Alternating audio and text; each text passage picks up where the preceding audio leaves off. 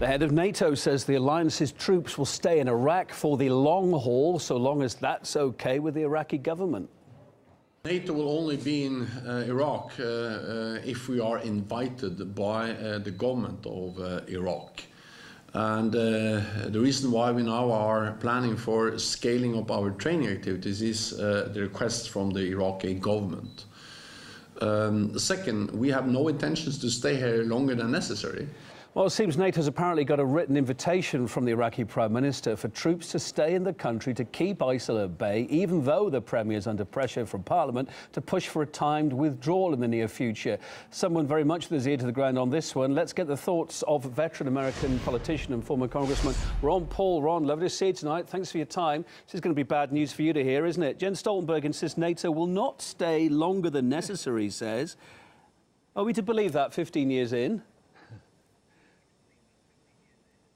Hardly. And their definition of necessary is a lot different than a lot of other people's. You know, the people of Iraq have spoken. Their legislative body voted and said that we ought to leave. And I think that's a grand idea. The president speaks for our government as well, because they're in collusion and they depend on each other. So, yes, I think they're going to stay. I wish that the American people would wake up and say enough is enough. 15 years. We've been longer than that in Afghanistan, and it certainly challenges the position of many of us in the States that said that we shouldn't have gone there in the first place. And even our president was very adamant about, you know, when he thought he was off camera, when he was at a private meeting, but somebody recorded him, he says it's the dumbest thing we've ever done. And I wished he would apply that same logic to what we're doing in Syria and every place else, because there's a large group of us in this country seen as libertarians and conservatives and constitutionalists that believe that we shouldn't be doing this, and that we certainly should have permission from the people through the Congress. But no, we get involved in this without declarations of war. It's been endless. So I guess we're going to continue to do this until we go bankrupt, and then we'll have to leave. But the worry is, back on a practical note, back there in Iraq, that ISIL will regroup. That's the excuse that's being used here. Is it a danger that it will regroup, and therefore that's why NATO's continued presence is needed? Yeah, well, that's just a lot of baloney, because it wasn't there when we went in. We used it as an excuse. We said Saddam Hussein had something to do with 9/11, and we had to go in and get al-Qaeda. He didn't have it. It was all based on lies. Because of the disruption and the chaos in Iraq, al-Qaeda has moved in. So they weren't a problem, and Saddam Hussein was not friendly with al-Qaeda. But now maybe there are some. But it's a reaction to our policies. Our policies stir up these hatreds in the organizations of the radicals, and there's a growing number of people who recognize this. Unfortunately, our governments, whether they're of the Democrat Party or Republican Party, they're generally endorse this idea that we have this moral obligation to straighten everything out, and they use it as an excuse because we have to spread American exceptionalism and, you know, bring peace to the world. But there's always other reasons for doing this, and usually not too many of the American people understand that there's a group of people who see some secondary gain, and there's a lot of profits being made, and oil's important, and all these things. I just hope they just keep their minds open to this position that we hold. It's just time to come home. Yeah. We ought to mind our own business, and we ought to save the money, and we would be as strong as ever, if not a lot stronger, with our independence. But it's never a perfect world, is it? Where's Donald Trump going to stand on this, do you think? This news that NATO's going to be sticking around in Iraq? Behind the scenes, what's the feeling, do you think? I think he'll go along with it, even though I think personally he was probably speaking more from his heart, you know, when he mentioned that the other night at the fundraisers, that it was a stupid thing to be in. But somebody's going to come up with a scheme that said, you know, if you leave, this is what's going to happen, and the pressure groups will come in, and that group that we call the secret government, the deep state, and the special interests, they're going to come in and they're going to badger him, and he probably will go along. I hope I'm absolutely wrong on that, and there's always a chance that would happen because I think that's where his instincts are, but I do think that he has caved in. He has too many neoconservatives in his administration to think that they will not have a hearing, and too much of the media here in this country is controlled, you know, by the neoconservatives who are always aggravating for our presence around the world, and that's why at the present I'm rather pessimistic. Following on for your train of thought there, okay, bring the boys home, etc., but for whatever reason, if you've gone in and make a mess, aren't you duty bound to kind of clear it up again? Is that where the money should be spent, trying to get Iraq back on track? Some people argue that, and then they justify, well, we blew up the country, we have to go rebuild it.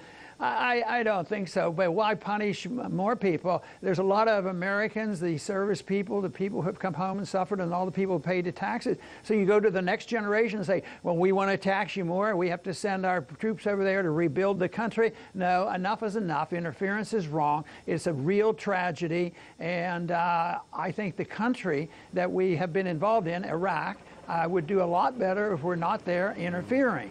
And I don't think it's morally right to extend it and punish the next generation for trying to rebuild the country. Let's broaden it out a bit while you're on the line. Well, we've got you for a minute or two more. On a separate note, Russia and China are being listed as the main threats to the USA, while North Korea is getting a lot of heat still from Washington, despite these U-turn moves over the last couple of days, saying, well, they want to talk. It's not gone down that well, according to President Trump. What's really bothering America's leaders right now geopolitically? What's the bigger danger? North Korea, China, Russia, what? Well, it depends on what day of the week it is. You know, it sounds like on some days that it sounds like North Korea is the biggest threat. But I don't think they're going to attack America. As a matter of fact, I think if we'd leave them alone, the North and the South would get along together. I thought the Olympic breakthrough was great. I think the delegation going to the North was great. And it even softened the stand of the president in North Korea, as well as our president softened his stand too. And I hope that continues. I don't see anybody as a threat. I think our policies are our biggest threat. Why do we want to have a trade war? And why do we want to stir up problems with China? And why should we stir up problems with Russia? So I think our policies are the things that bother me the most, that we are way too much involved. This trade war. And that to me is a threat. Because this trade war thing is big news right now. Where's it going to end, do you think? It's going to be horrible. Well, unfortunately, I'm hoping still that there will be a dissent against this, you know, with the various congressmen. But, you know, there's too many in the administration that Trump has handpicked, and they really believe in trade wars and tariffs and these sorts of things. But I think it's going to end badly. I think our stock market is starting to reflect that condition that this could go down. But we were due for a big correction anyway in our economy, because we've been living on borrowed time and borrowed money, and all the QEs that we pumped out there and interest rates that have been zero for so long, we've been living with that. So it was due to have a bust, and so they need an excuse for our stock markets and bond markets to go down. I think once they have these. I want to go back to the Koreas just to say again. Well, we're going to milk this a bit more. We're going to get a bit of extra time. What's going to happen there? Why is Donald Trump so sceptical about North Korea's intentions here? Yes, we've seen the backwards and forwards over the decades, but why is he so sceptical? And indeed, where's this come from? Do you think there's been diplomacy behind the scenes as well that we haven't been party to get it to where it is now? Well, I think the people who stir up these troubles, and we always have to have an enemy that's about to attack us, whether it was Saddam Hussein or whether it's UN in North Korea, it's a part of the reason that part of the problem there is they use that to justify the continuation of the military-industrial complex. We have to build more weapons. We have to rebuild our nuclear system, and it goes on. And there's a lot of I think there's war profits that drive a lot of this. It certainly isn't national security. They say it's for national security. And some of our neocons are saying, you know, that this is necessary for national security and stability, and the cost will be worth it. Nonsense. It's costing too much and it's not worth it. What would be beneficial to us is that we had a completely different foreign policy designed to have peace and trade with people and to talk with people when we have our disagreements. That is what I think is necessary, and hopefully someday we'll move in that direction. Former US Congressman, live from the States tonight. Ron Paul, thanks for being live on RT International. It was nice to see you.